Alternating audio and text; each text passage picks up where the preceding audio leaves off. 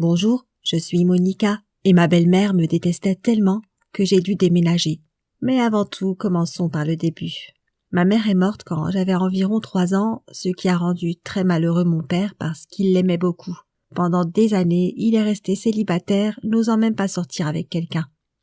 Mais quand j'avais 14 ans, il a rencontré Taylor. Elle ressemblait un peu à ma mère, mais comme on me l'a dit, elle ne lui ressemblait en rien si on parle de caractère. Mon père m'a demandé si j'étais d'accord avec sa relation, et bien sûr, j'ai dit oui, parce que je voulais qu'il soit heureux. Peu de temps après, ils se sont mariés, et Taylor a emménagé avec nous, ainsi que son fils James, qui avait 12 ans à l'époque. Au début, tout allait bien.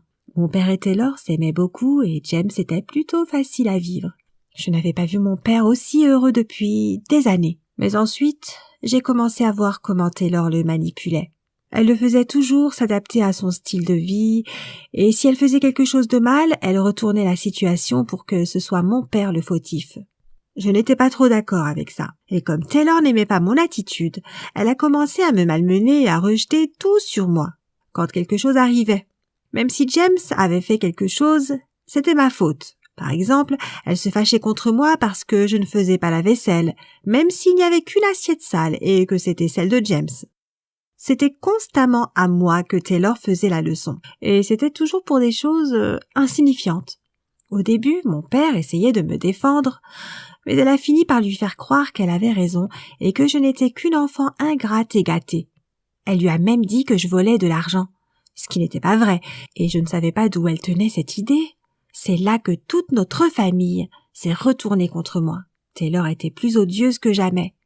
Et si j'essayais de me défendre, mon père disait « Ne parle pas comme ça à ta mère ». Bien sûr, je répondais « Ce n'est pas ma mère, et elle ne le sera jamais », ce qui mettait mon père en colère. Et James écoutait tout cela et a commencé à me voir comme une méchante fille.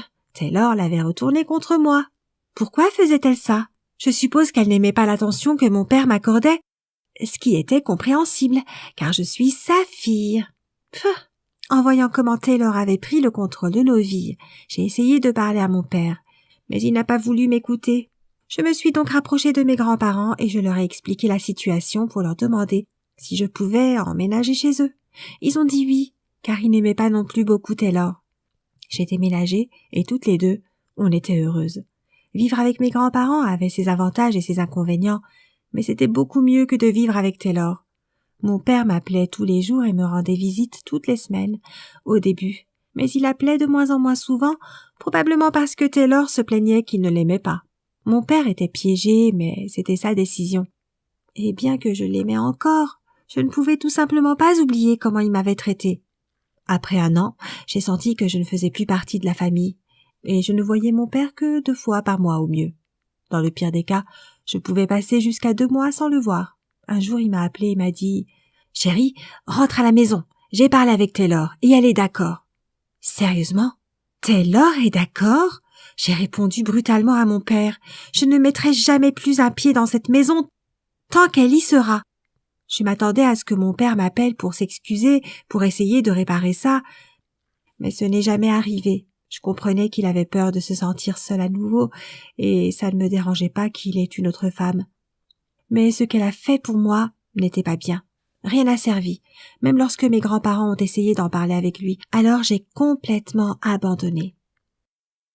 Ça fait maintenant 2 ans que je suis partie, et il est encore avec elle, mais il est à nouveau malheureux. Maintenant, je m'entends très bien avec mes grands-parents, et en plus, j'ai beaucoup de choses qui se passent dans ma vie. Mon premier petit copain sérieux, l'école et d'autres choses. Donc, je n'y pensais presque plus jusqu'à récemment. À ma grande surprise, James m'a écrit sur Facebook. Il disait à quel point il était désolé de la manière dont il m'avait traité et qu'il ne comprenait pas à l'époque.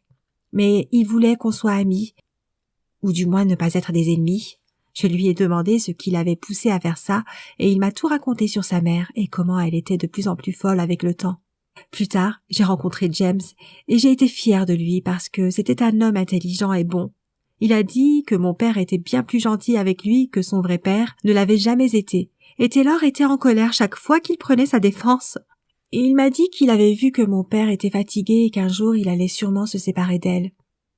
James voulait qu'on soit amis, voire frères et sœurs, et que nous nous soutenions mutuellement, et même si papa et Taylor se séparaient, ils voulaient rester en contact. Je ne sais pas ce qui va se passer à l'avenir, et ça me blesse toujours quand je pense au fait que j'ai perdu mon père. Mais au moins j'ai trouvé un nouveau membre de la famille qui est une bonne personne. Mon père me manque vraiment. Avant Taylor, c'était le meilleur père qu'on puisse souhaiter. J'espère qu'un jour il comprendra son erreur et que nous pourrons redevenir une famille. Pour l'instant, je ne peux qu'attendre. As-tu déjà été dans une situation semblable? Partage ton histoire dans les commentaires et n'oublie pas de partager cette vidéo avec tes amis.